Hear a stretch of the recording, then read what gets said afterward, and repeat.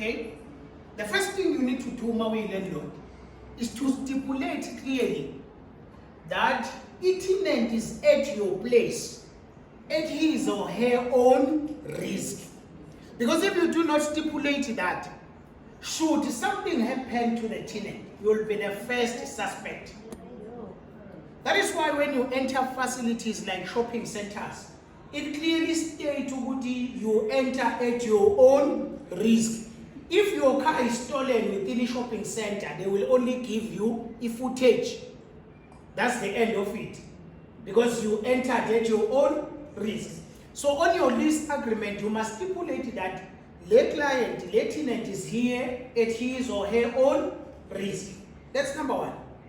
Number two, if the client or the tenant is failing to pay on time, after 7 days, you send a reminder. On a lease agreement, the client will sign ufune communication, email or SMS or telephonica. Do you understand that?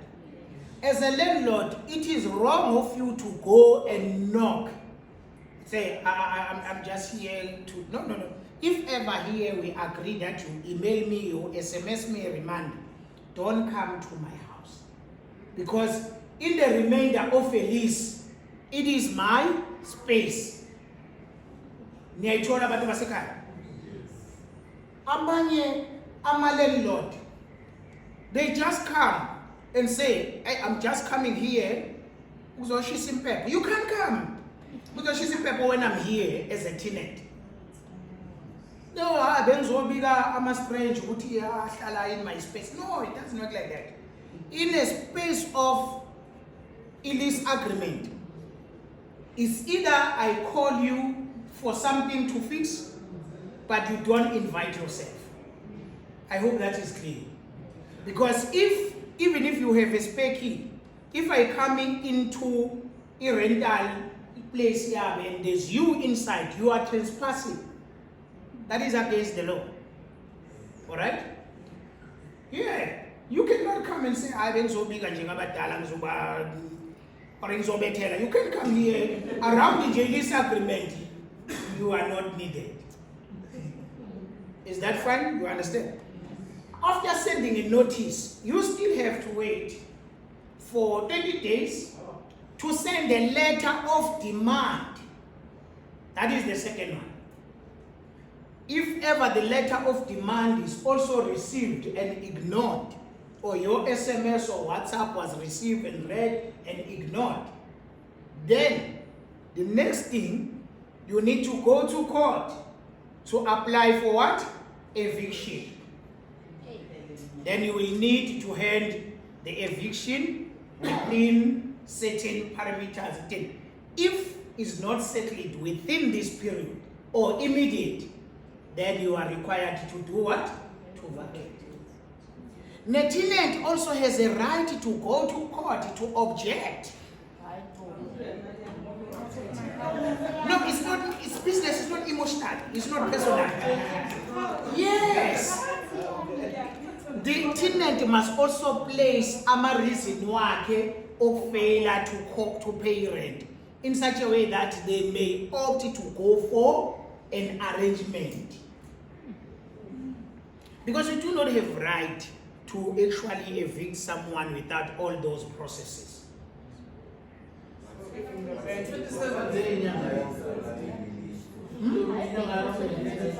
Yeah, the whole man. Yes.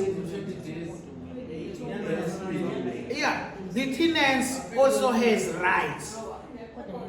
And you must not... No, you follow the processes. You cannot just take the tenant out or take his money. You will not even allow to change the keys. They are breaking the law. Those that are just coming and change the keys and do all those sort of things, they are breaking the law. They are not following the proper procedure.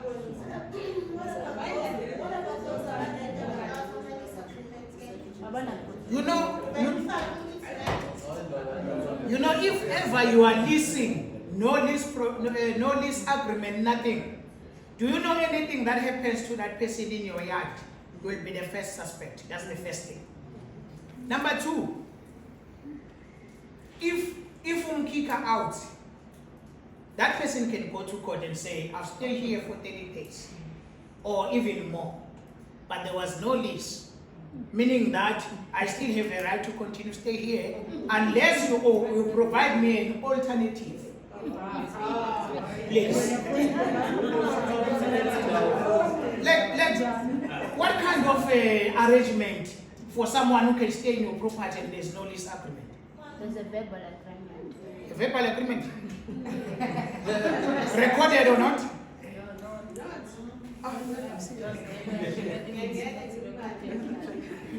And then you might go